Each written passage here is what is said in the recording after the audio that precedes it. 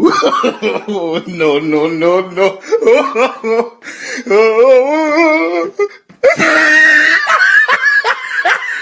یہ گواہ ہے جی دو جگہ تے گیا بندہ واپس نہیں آتا ایک قبر چ ایک لندن دعا لین گیا واپس نہیں آتا تو زیادہ پانی آتا چھوڑی بارش ہوتی ہے تو چھوڑا پانی زیادہ چور آتے ہیں تو زیادہ چوری ہوتی تھوڑے چور آتے ہیں تو تھوڑے اور چپ کرنے اور چپ کرنے اور چپ دیکھو چونک بند کیتا نال بچے نعرے لاندے ایک پیر جُتی دا نواز شریف کٹی دا ایک پیر جُتی دا نواز شریف کٹی دا شہباز شریف صاحبہ عمران خان کو ہٹانے کے لیے ہم ہر قدم اٹھانے کے لیے تیار ہیں اور ہم بہت خوش گزار ہیں شہباز شریف صاحب کے مریم شہباز شریف صاحبہ پاکستانی نہیں آ رہی کیونکہ میں یہاں پہ ابے سالے ایسے ایسے ملک میں جا رہی ہے جا رہا ہے پتہ نہیں یہ فیصلہ نہیں مجھ سے ہو سکتا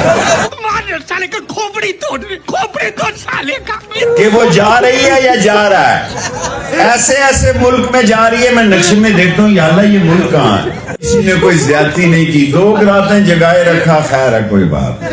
بلوں کے لیے 2 راتیں قربان سب سے پہلے میں یہ بتاؤں کہ آج مجھے پہلی دفعہ پتہ چلا کہ سارے اسٹوڈنٹس قابل نہیں ہونے چاہیے کسی ادارے میں کوئی نالائق اسٹوڈنٹس بھی ہوتے ہیں جو کبھی گورنر بن جاتے ہیں اور کبھی چیف منسٹر بن جاتے ہیں.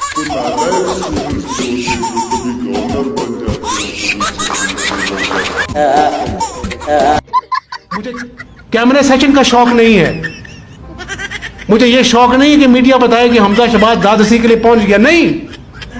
قیامت والے دن جب محشر میں میدان لگے گا تو شاید جو دلوں کے حال جاننے والی ایک ہی ذات ہے اللہ تعالیٰ وہ کہے گا کہ حمزہ شہباز تم نے یہ کام کیا کسی کی بچی کی زیادتی ہوئی تھی تم نے اس کو انصاف دلایا تو تمہارے اپنا جو ہے نا وہ گناہ بخش دیے جائیں گے تو مجھے کچھ کہنے کی ضرورت نہیں ہے آپ کا دل گواہی دے گا یہ تو نہیں کہ کوئی چوری چکاری نہیں ہوتی تھی واقعات جب تک قیامت نہیں آئے گی چوری کے بھی واقعات ہوں گے دوسرے واقعات بھی ہوں گے لیکن اصل بات یہ ہے کہ لیتے لیتے آج آپ نے بٹھا بٹھا دیا بس ہوا نکل گئی کس نے آپ کو یہ کہا ہر چیز مہنگی ہوئی ہے عمران خان کے دور میں نہیں مشتری میں $5 بلین پیش کر دیا گیا ہمیں ہم نے کہا اس پہ بھی ایبسلوٹلی ناٹ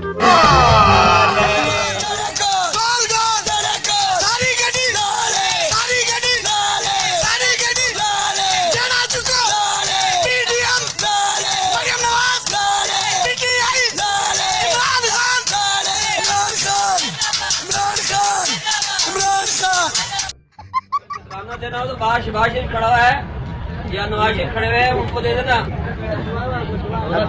وہ ان کو نہیں لگتا لاڈلا کہیں فاشسٹ کہیں قانون شکن کہیں آپ لوگوں نے عمران خان کو سب دے دیا القابات لیکن کیا اب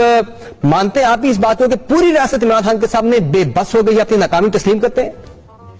جی بلا شبہ قانون بے بس ہے اور عمران خان جیت گیا میں نے تو پرسوں یہ بات کہی عمران خان جیت گیا میں نے تو پرسوں یہ بات کہی ایک سوال میں آپ سے کرتا ہوں مریم نے 2018 میں اپنے 2 بچے کیوں ڈکلیئر کیے تھے 2023 میں 3 بچے کیوں ڈکلیئر کیے یہ لوگ آج یوٹیوب کے اوپر باتیں کر رہے ہیں یوٹیوب کے اوپر ہم کیا بولیں اس کے اوپر ہم بحث میں کروں کہ مریم کی تیسری بچی کون ہے کس کی ہے کس کی نہیں ہے یہ باتیں میں کروں جو یوٹیوب کے اوپر ہو رہی ہے یہ باتیں میں بھی کر سکتا ہوں مفتی سعید صاحب شیر آوے گا ضرور آوے گا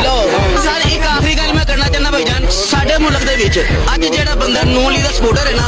او بندہ ہے جن نے کھوتا بریانی کھادیاں نے تو نہ جن کھوتا نہیں نکلدا پیا کہ نون لیگ دا سپورٹر کھوتا کھاندا ہے نہ کرو ہاں جی سر کھوتے کھا کے کھوتے ہو گئے نے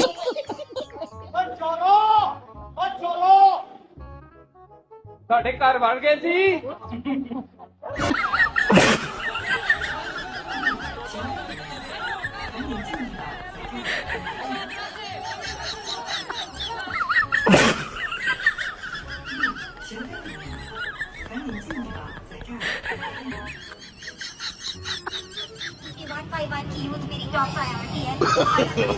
No, no, no, no. ہماری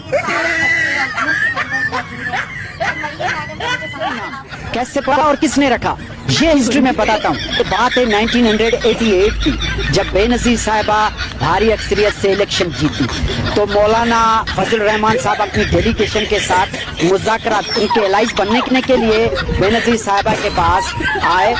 रात को उनसे मुज़ाकरात करने के लिए। तो रात को मुज़ाकरात हुए, बेनजीर साहिबा से उन्होंने पहली बात ये की थी कि ईरान से डीजल की परमिट मुझे चाहिए और दूसरे कुछ। तो वो